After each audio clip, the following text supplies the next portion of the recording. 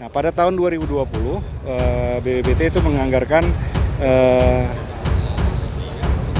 miliar anggarannya, dan kemudian itu nanti akan menjadikan prototipe PM2, kita sebut itu prototipe yang kedua yang terbang. Untuk dunia pertahanan itu kita sudah mengalihkan kepada pesawat terbang tanpa awak. Jadi di sini kita juga Indonesia juga nggak mau ketinggalan, karena di Indonesia mempunyai banyak institusi yang mempunyai capability dalam rangka membuat suatu pesawat terbang tanpa awak ini menjadi suatu yang sangat bisa dipakai deterrent effect untuk negara-negara yang lain. Contohnya dipakai untuk kombatan dan juga untuk surveillance, monitoring sekitar negara kita. Malaysia yakin drone elang hitam Indonesia tak punya kemampuan militer untuk penggunaan sipil.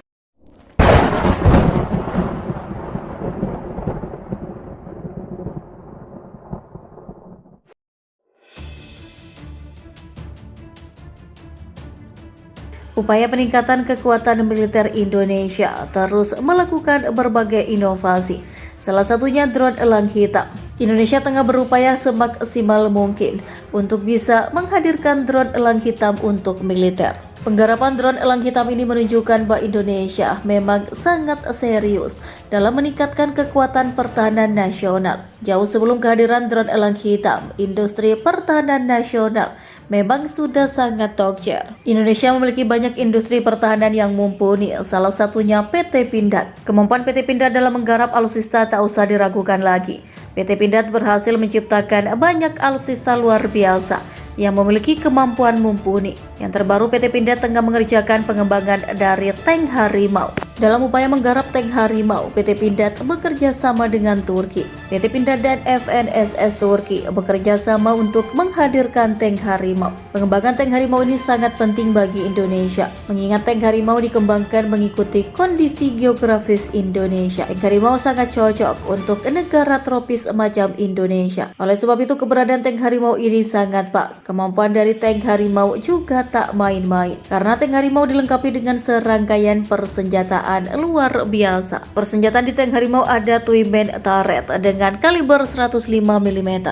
Sebagaimana dijelaskan Pindad.com, guna memaksimalkan daya gempur dari tank Harimau, dilengkapi dengan senapan mesin. Kembali soal drone elang hitam, dalam laporan Antara News pada 21 April 2022, kehadiran drone Badan Pengkajian dan Penerapan Teknologi dalam berbagai versi sangat ideal. Drone elang hitam bisa digunakan untuk memantau pelosok negeri, ini khususnya dari ancaman musuh. Dari tahun ke tahun, pengembangan drone BPPT terus dilakukan dan semakin canggih, lantaran diberi sentuhan kemajuan teknologi dan inovasi. Punawulung misalnya telah mendapat sertifikasi dari Indonesia Military Airworthiness Authority atau IMA tahun 2016. Kemudian ada Puna alap-alap PA06D100 yang juga sudah mendapat sertifikasi kelaikan udara militer dari Badan Sarana Pertahanan Kementerian Pertahanan. Puna yang dikembangkan BPPT bukanlah sekedar drone yang biasa kita lihat sehari-hari. Pesawat tanpa awak versi terbaru ini dibangun khusus untuk kepentingan pertahanan dan keamanan, guna memberikan dukungan dalam upaya menjaga kedaulatan negara.